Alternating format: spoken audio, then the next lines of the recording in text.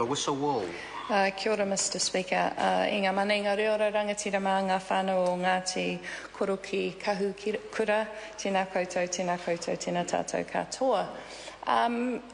Mr Speaker, I'd like to talk about justice because the chair of our Māori Affairs Select Committee brought up this concept of justice this morning within the context of me wanting to talk about our treaty settlement process being about truth and reconciliation.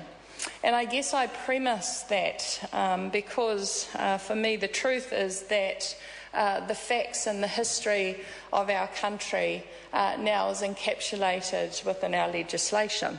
And I want to pick up what the Honourable Peter Sharples has said. The big challenge for the House now is disseminating that history, that reality of our country, so that every young person in our education system knows about the specifics within their rohe, the specific experience that the mana whenua within the rohe of all of our kura about our history as a country. So that's the truth part of the process. In terms of reconciliation, for me it is about relationships and partnerships going forward. And I guess if we look at definitions, reconciliation is about restoring relationships. It's about becoming amicable. And fundamentally, it is about harmonious and cooperative relationships, which we all want our treaty settlements to be. Because for us, it is that process that will enable us to forgive what's happened in the past and to move forward with confidence. It will be about iwi groups and the Crown working toward a common goal. And I guess that's why, for me, this process is about truth and reconciliation. I do want to talk about justice, and within the context of this particular Ngati, Koroki, Kahukura settlement bill. And that justice relates back to the 1860s, 1863. 1.2 million acres were taken from Waikato. That was the raupatu, 1.2 million acres. In 1871, 313,364 acres were returned to Māori. So they took 1.2 million, that is the Crown. They returned 313,000, which was approximately 26% of the lands that were taken from Waikato iwi. Then, if I pick up on another point that Minister Sharples made, by 1901 there had been 50 native land court hearings that Ngati, Koroki, Kahukura had been specifically involved in. What they got in terms of that 26% of lands taken returned was 800 acres, which is 0.25% of the 1.2 million that were taken from Māori. What do we have in this settlement? The returning of 20 properties. It's 110 hectares, which equates to 44.44% acres, which is 5.55% of the lands that were returned to them in 1871. So is that justice? That's not justice. Absolutely not justice. What this is the honour of our iwi leadership, the integrity of our iwi leadership, wanting to move forward in a positive and constructive manner. So no way should we ever frame this as about justice, because it is not justice.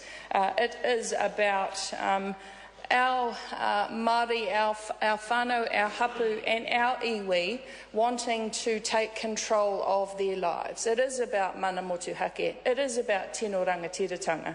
So within these settlements, the vesting of opportunities for our hapu iwi to be involved in the Maunga Tautari Mountain Scenic Reserve is incredibly important, because what it does is say to our communities across Aotearoa that Māori have a significant and special status that is over and above citizenship status, or status that is conferred to us through a democratic process. What it says is that by right, Māori, tangata whenua, mana whenua, specific iwi, have rights and responsibilities to ensure that these geographically identified taonga will forever have their kaitiaki-tanga over it.